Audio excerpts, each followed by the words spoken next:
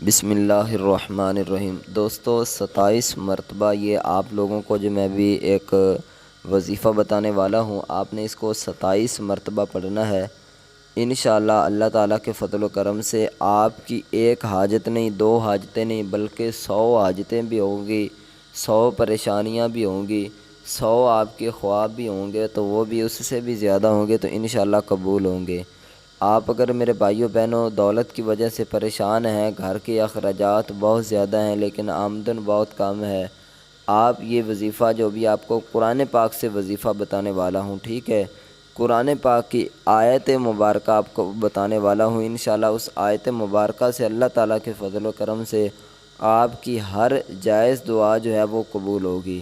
بہت ہی خاص عمل ہے، اپنی زندگی کے اندر اس کو زیادہ نہیں تو کم از کم ایک مرتبہ تو میرے بھائیوں بہنوں لازماً آپ کیجئے گا۔ انشاءاللہ آپ خود دیکھو گے اس کا رزلٹ، اس کا نتیجہ کہ کتنا خاص اس کا رزلٹ ہے، کتنا زبردست اس کا جو ہے نتیجہ ہے۔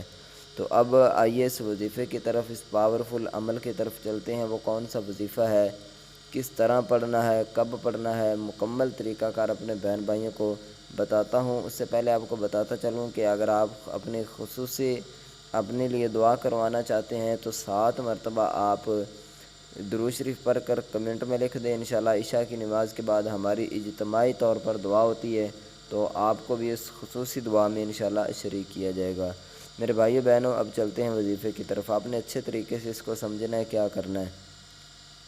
آپ نے عصر کے بعد یا کسی بھی وقت، ٹھیک ہے، کوشش کریں عصر کے وقت یا تہجد کے وقت یا اس کے علاوہ کسی بھی وقت آپ نے سورۃ حشر کی آخری جو 3 آیتیں ہیں، میں کوشش کروں گا کہ اسکرین پر بھی آپ کو دکھائی دیں۔ تو سورۃ حشر کی آخری جو 3 آیتیں ہیں، هو اللہ الذی لا الہ الا هو عالم الغیب والشہادۃ هو الرحمن الرحیم، هو اللہ الذی لا الہ الا هو الملک القدوس السلام المؤمن المہیمن العزیز الجبار المتکبر، سبحان اللہ عما یشرکون، هو اللہ الخالق البارئ المصور، المصور له الاسماء الحسنى، یسبح له ما فی السماوات والارض وهو العزیز الحکیم۔ یہ والی جو آیت ہے، 3 آیتیں ہیں، ٹھیک ہے، ان 3 آیتوں کو آپ نے 27 مرتبہ پڑھنا ہے، ٹھیک ہے۔ زیادہ سے زیادہ آپ کے 5 منٹ لگ جائیں گے، اتنا زیادہ ٹائم نہیں لگے گا۔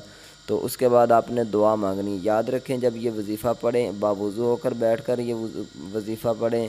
اس کے علاوہ کوشش کریں کہ تنہائی میں، تاکہ آپ کسی سے بھی بات نہ کر سکے، ٹھیک ہے۔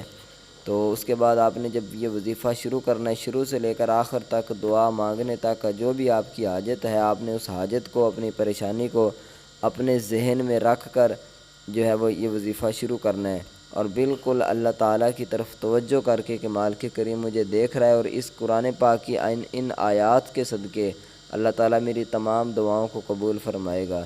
اچھا، اس کے بعد آپ کی جو بھی دعا ہے، جو بھی پریشانی ہے، وہ آپ ضرور اللہ تعالیٰ سے مانگیے گا۔ پھر اس کے بعد جب دعا مانگ لیں تو انشاءاللہ میرے بھائیو چند دنوں کے اندر یا کچھ ہی ٹائم کے اندر آپ اپنی آنکھوں سے دیکھو گے کہ کس طرح اس وظائف کا آپ کو اچھا رزلٹ ملتا ہے۔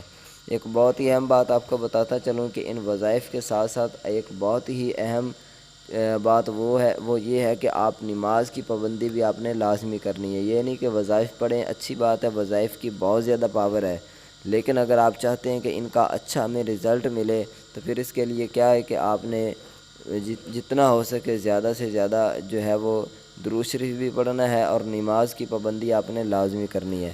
مجھے امید ہے کہ آپ کو یہ ویڈیو پسند آئی ہوگی۔ اگر پسند آئی ہے تو اس ویڈیو کو لائک ضرور کریں، کمنٹ میں ایک مرتبہ اللہ تعالیٰ کا اسم مبارک ضرور لکھ دیں۔